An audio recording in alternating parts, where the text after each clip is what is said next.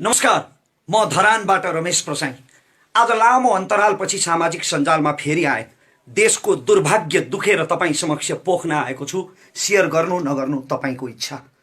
गणतन्त्र नेपालको पहिलो निर्वाचित संसद विभत्सतापूर्वक आर्यघाटमा पुग्ने अवस्था सृजना भयो। दुई कामरेडहरूको अहङ्कार जुधाइको कारणले त्यसको मूल्य सारा देशले चुकाउनु पर्ने अवस्था आएको छ।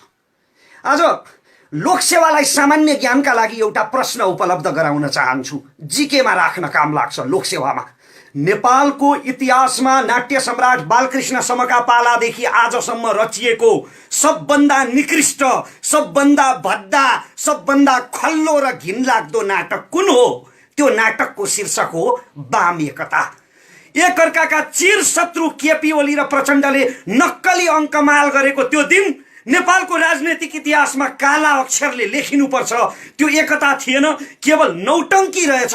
सोझा साझा निमुखा जनतालाई, सर्वहाराहरूलाई स्थिर सरकार र विकासको सपना देखाएर, लाटालाई पापा देखाए जसरी आश्वासन देखाएर झुलाउन भुलाउन षड्यन्त्रकारीहरूले रचेको नौटङ्की थियो। त्यो एउटा स्वार्थपुञ्ज थियो।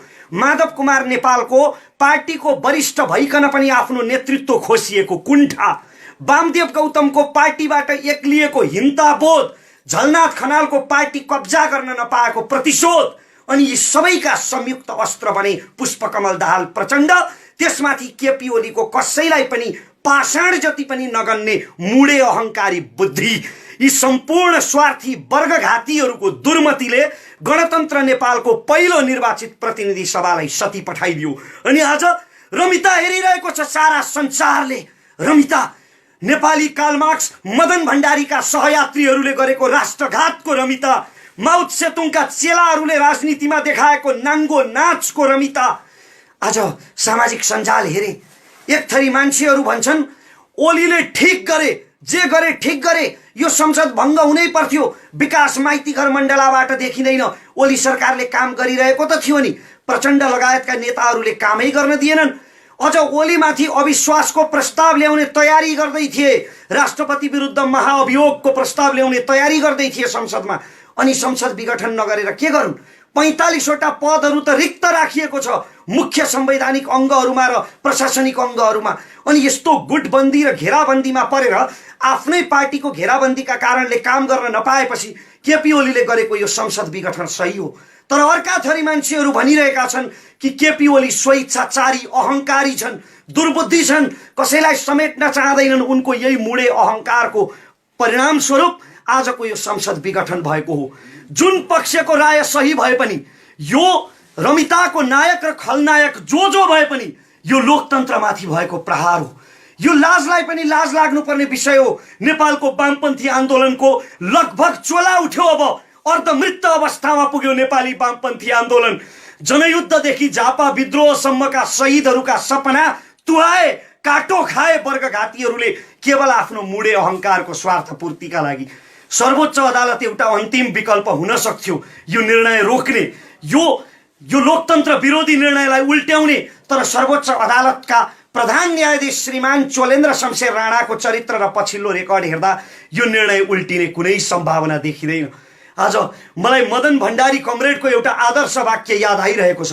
कमरेड मदन भण्डारीले भन्नुभएको थियो कि यदि हामीले राजतन्त्र फाल्यौं, राजतन्त्रको उन्मूलन भयो, तर राजतन्त्रको उन्मूलन भएर पनि जनताको जीवन स्तरमा कुनै परिवर्तन आएन भने, व्यवस्था अवस्था र प्रणालीमा कुनै परिवर्तन आएन भने हामीले गणतन्त्र प्राप्त गरे पनि त्यो उपलब्धि निरर्थक हुन्छ। आज मदन भण्डारीको त्यही वाक्य ढुङ्गाको अक्षर साबित भएको छ वर्गघाती स्वार्थीहरूको चरित्रको कारणले गर्दा। यसो भनेर म राजतन्त्रको समर्थन गरिरहेको छैन, गणतन्त्रको विरोध गरिरहेको छैन, किनकि लोकतन्त्रको विकल्प सुधारिएको लोकतन्त्र मात्रै हो। दुई चारवटा बाँदरले खेत मासे भन्दैमा जङ्गलमा आगो लगाउन मिल्दैन।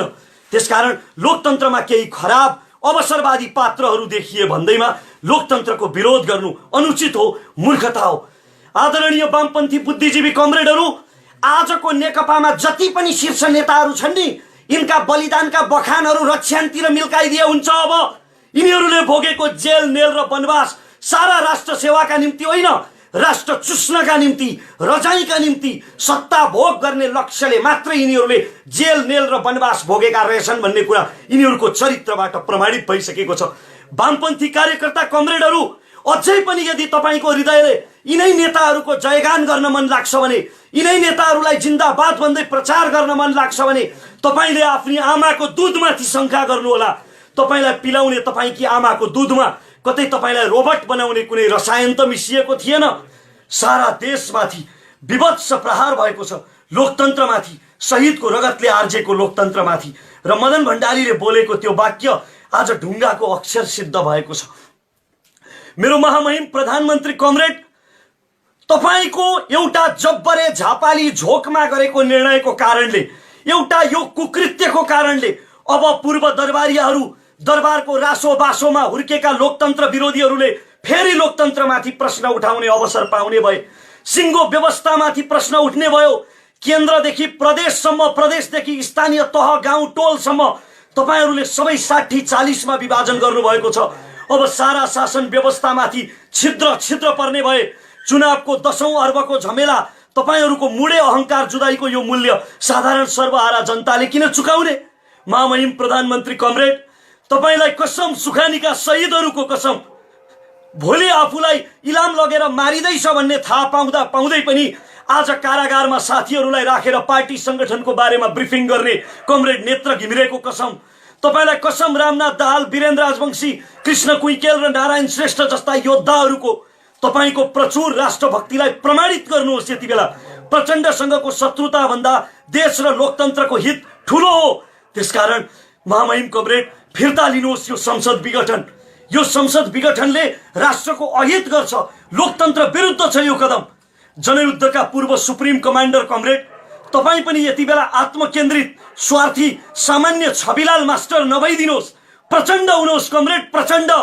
तपाईको निम्ति, तपाईको एक आदेशमा, एक इशारामा आमाको काखबाट उछिटिएर छातीमा गोली थापेर यमराजको हातमा पुगेका ती आत्माहरूको अलिकति त इज्जत गर्नुहोस्। मदन भण्डारी र पुष्पलाल जस्ता कम्युनिस्ट नेताहरूको अलिकति त स्मरण गर्नुहोस्। यति बेला केपी ओलीलाई ढाल्नुभन्दा लोकतन्त्रलाई, गणतन्त्रलाई सम्हाल्नु ठूलो हो। राष्ट्र र गणतन्त्रको हित ठूलो हो। र यति जनताले विरोध गरिरहँदा, यति विघ्न प्रश्न जनताले उठाइरहँदा, यति विघ्न शुभेच्छा राखिरहँदा पनि मैमत्ता भएर यी नेताहरू मध्यावधिमा गए भने, संसद विघटनको यो लोकतन्त्र विरोधी निर्णय सकिएन भने नेपालको इतिहासले केपी ओली, प्रचण्ड, वामदेव गौतम, झलनाथ खनाल र माधव नेपाललाई नेपालको राजनैतिक इतिहासले कहिल्यै क्षमा गर्नु हुँदैन। धिक्कार्नुपर्छ यिनीहरूलाई, त्यसरी नै जसरी कम्बोडियाको इतिहासले खमेरुजलाई धिक्कार्छ। र नेपाली जनतासँग एउटा अवसर छ। उहिले राजतन्त्रको प्राचीन कालमा राजाले एउटा शपथ लिनु पर्थ्यो रे, यदि तपाईहरूमाथि, जनताहरूमाथि मैले ज्यादती गरेँ भने मलाई ईश्वरले मृत्युदण्ड प्रदान गरोस्। आज त लोकतन्त्रमा ईश्वर भनेकै जनता हो, जनता जनार्दन हो। त्यसकारण हामीसँग अवसर छ कि यी मैमत्ता भएर यदि मध्यावधि चुनावमा गए भने त्यो मध्यावधि चुनावमा हामीले यी शीर्षस्थ नेताहरूलाई दण्ड दिनुपर्छ। चुनावको माध्यमबाट, भोटको मतको माध्यमबाट, ब्यालेटको माध्यमबाट यिनीहरूलाई, यिनको राजनीतिक भविष्यलाई अन्तिम श्रद्धाञ्जली दिनुपर्छ ताकि एउटा नजिर बस्न सकोस्।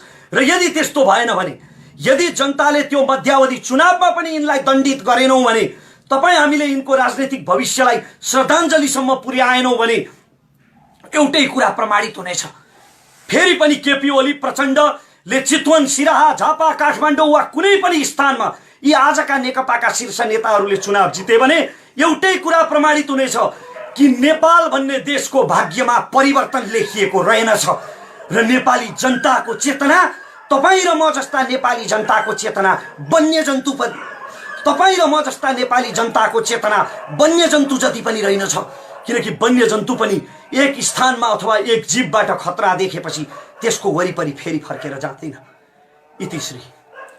आदरणीय दर्शकबिन, र यो भिडियो हामीले यसरी खिचिरहँदा, रमेशजीको भिडियो खिचिरहँदा, वन्यजन्तुको कुरा गरिरहँदा पछाडि केही कुकुरहरूको आवाज पनि आइरहेको छ। हामी असाध्यै मध्यराति छौँ र विभिन्न किसिमका मिडियाहरूमा विभिन्न किसिमका समाचारहरू आउँछन् र जसले हामीलाई उत्तेजित बनाउन सक्छ। हामी संयम भएर बिल्कुल आफ्नो निम्ति सोच्ने बेला आएको छ, यति बेला देशको निम्ति पनि सोच्ने बेला आएको छ।